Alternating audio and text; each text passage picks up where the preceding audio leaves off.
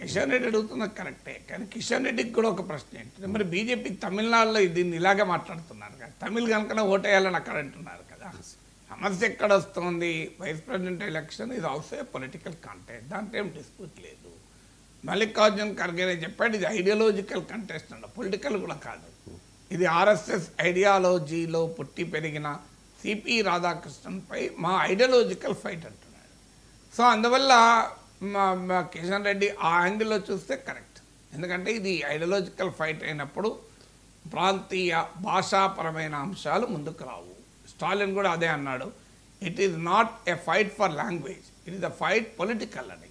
So అందువల్ల political కంటే ముమ్మాటికి ఇది రాజకీయ పోరాటమే, అందులో అనుమానమే లేదు. కానీ రాజకీయ పోరాటమే అయినప్పుడు మీరు రెండు ప్రశ్నలు బీజేపీకి వస్తాయి. తమిళనాడులో దీన్ని మీరు రాజకీయ పోరాటంగా ఎందుకు చూడడం లేదు? అక్కడ తమిళ భాష సంస్కృతి తమిళ బిడ్డ అనే రాజకీయం ఎందుకు చేస్తున్నారు? ఇప్పుడు మీరు రాజకీయం అంటూ చేస్తే ఒకటే ఉండాలి, ఎక్కడైనా ప్రిన్సిపల్ అనేది సేమ్ ఉండాలి కదా. నిజమే, ఇది రాజకీయ పోటీ కాదు.